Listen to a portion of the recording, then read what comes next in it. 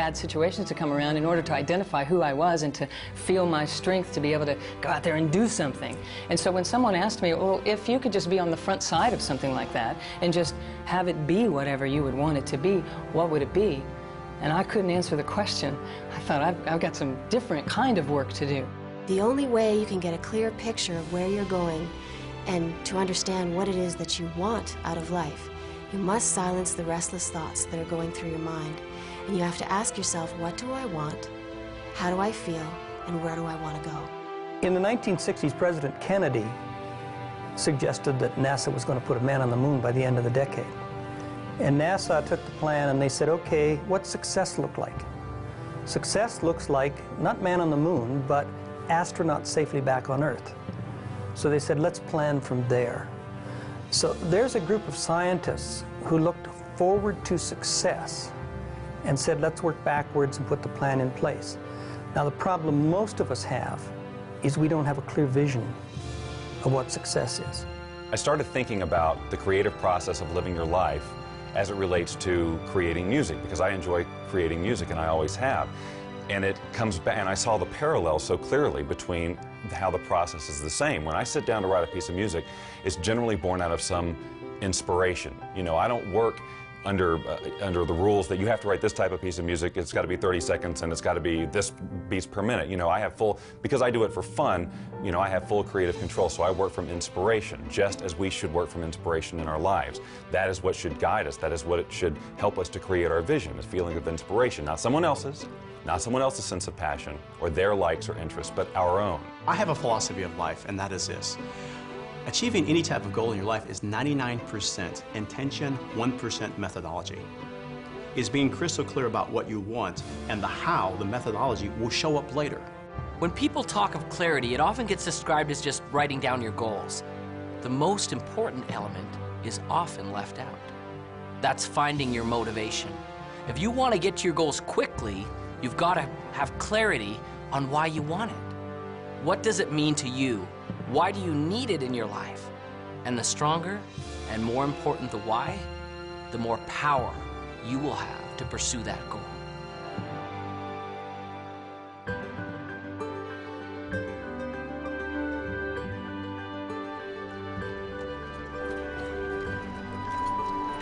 Finally, the opportunity came for Vincenzo to have his violin.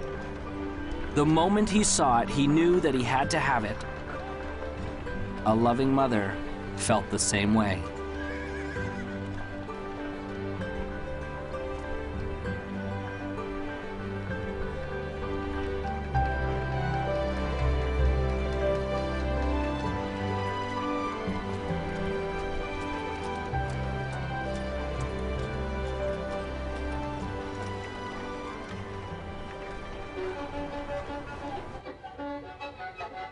It was not as easy as it looked.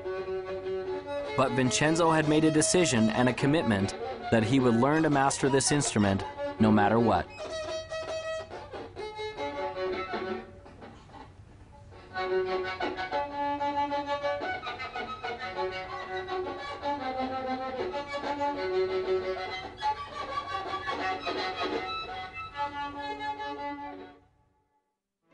Finding your clarity starts from first setting goals, not just thinking them, inking them, writing them down, having that vision board. Put those things on your board the way you picture your life to be, the lifestyles you want. It's okay to brainstorm it. Start with an idea, oh, I've always wanted to do this, and flesh it out. Really describe what you want your life to be.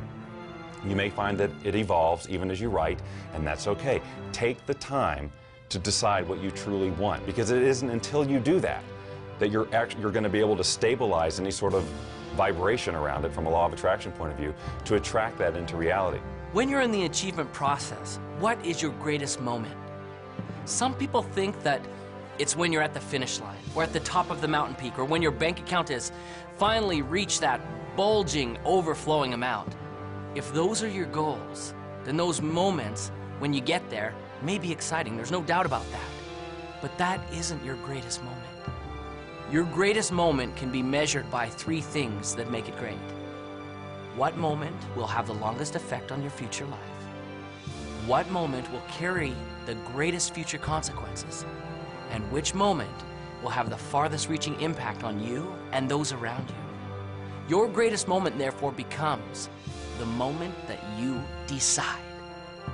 Decision changes everything.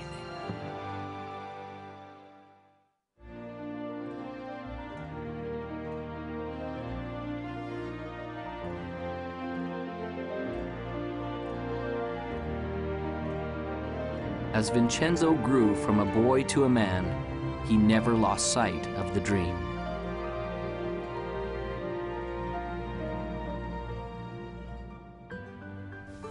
Vincenzo worked and saved his money to pay for lessons for his violin. He's doing it again. Thinking about everything except what he's supposed to be doing. There were those who told him that his dream was impossible, that it could never be achieved. Still believes he's going to be famous.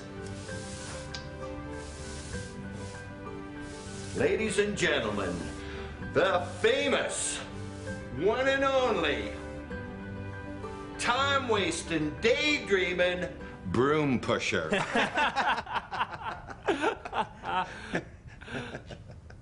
But he remembered the words of the old master on the boat. Do you really believe you can? That is the key to unlocking your opus. Vincenzo! Sweep the floor, boy, sweep! Vincenzo gained courage and continued forward.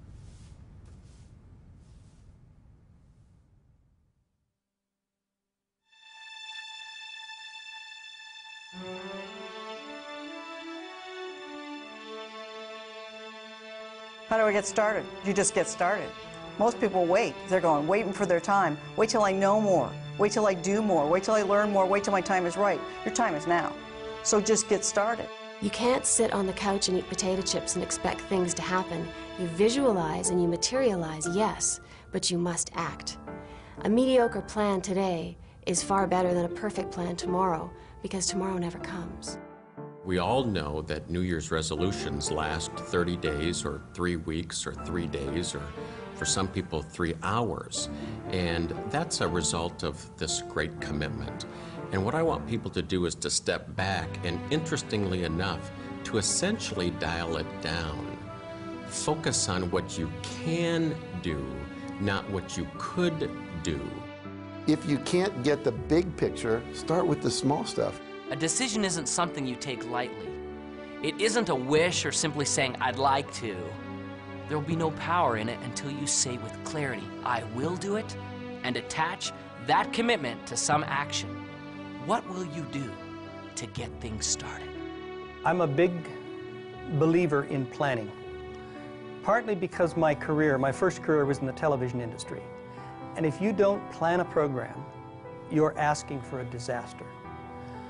And that's not to say that you set a plan down that's absolutely rigid, but you put a plan down that you can then change and adjust as you need to when you're going through the production.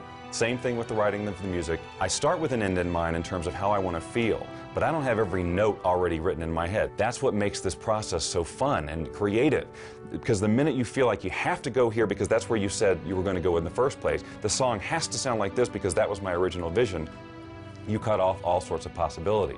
You don't have to know everything before you get started.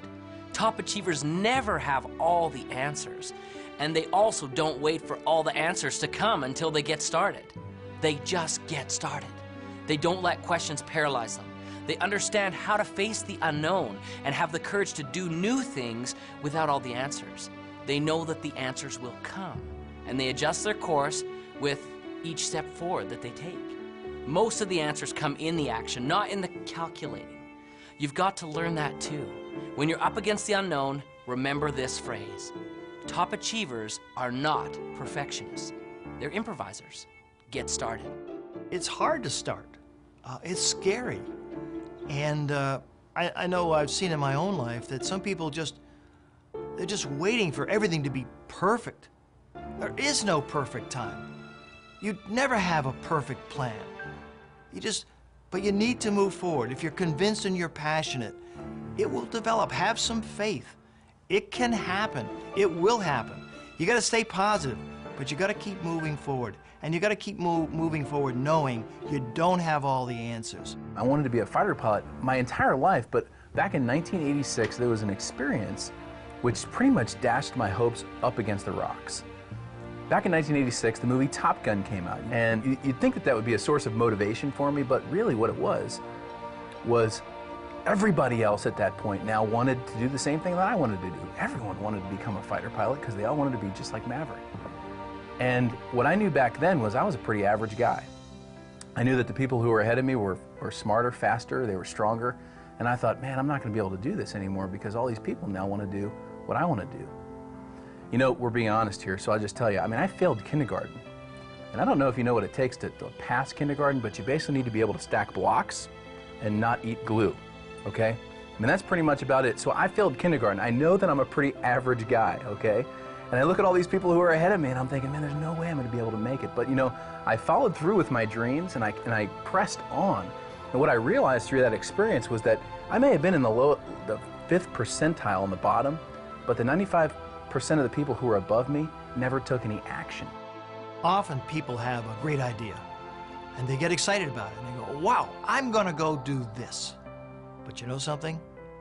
They don't do it. They think about it, they get excited about it, maybe for an hour, maybe for a day, maybe even for a week or a month, but it dies.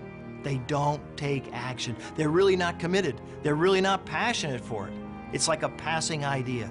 And so one of the things to be successful, one of the most important things to be successful is, okay, you've got a dream, you've got a vision, you've got plans, and now you've got to go for it. If you believe in something fully, you take action. I always tell people the last 6 letters of the word attraction spell action, and most people are focusing on this part and they're not doing the doing this. So when you believe that it's going to happen and you're visualizing clearly and you're holding all that energy, what will happen is you'll start attracting to you not necessarily the car, but opportunities, strategies, resources, books, etc. that will come into your life. If you don't take action, you won't get the results. You must take action. It may be very small, it may be very big. It's what I call inspired action because it's something that's coming from within you. You get a little knock at the door that says, attend this seminar, go to this movie, buy this particular book, whatever it happens to be. Your part in this co-creation process is to do it. I was successful really in a lot of ways just because I went and did it. I took action. And so you're sitting here today, you've got a dream, you've got a goal, you've got an aspiration, you might have an invention, $1 million idea. And what's sitting between you and the execution of your dreams can be simply summed up in this: take action, implement.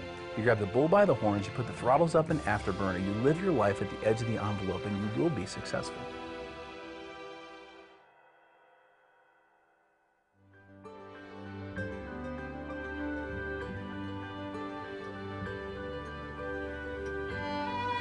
Vincenzo continued seeking additional understanding and education wherever he could, surrounding himself with other masters who could help him find his gift and develop his passion. This required effort and work.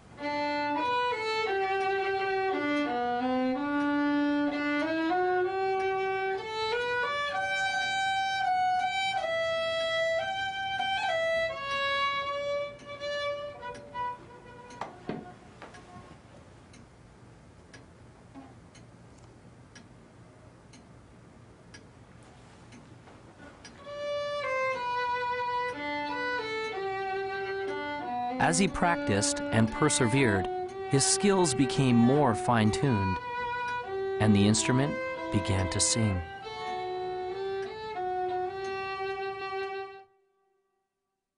Whatever you want to do, whether you're an athlete, whether you're in business, whether you're a pilot, if you want to be successful, there are heroes, there are masters, there are people who have been successful before you who will be willing to teach you how to get where you want to be. You don't need to fly solo in this life. If you have any goal that you want to achieve in your life, the first thing I would invite you to do is surround yourself with people who believe in what you do. And sometimes those people, they're not your family, they're not your friends, they're not your coworkers. You actually have to create that. You have to create your own, what I call your own mastermind, your own board of directors of people who will support you. My adage is that if I'm ever in a room with 5 people, I want to be the dumbest one in the room. I don't want to be the smartest guy in the room. I want to be the dumbest one in the room. If I'm the smartest guy in the room, then I'm not listening to anybody. Then I think I already know it. Then I think they're not capable of teaching, training, sharing, or giving me anything of value. But if I think I'm the dumbest one in the room, then all four of them are brighter than I am. And I can learn from any one of them. And what that causes me to do is to shut up and sit down.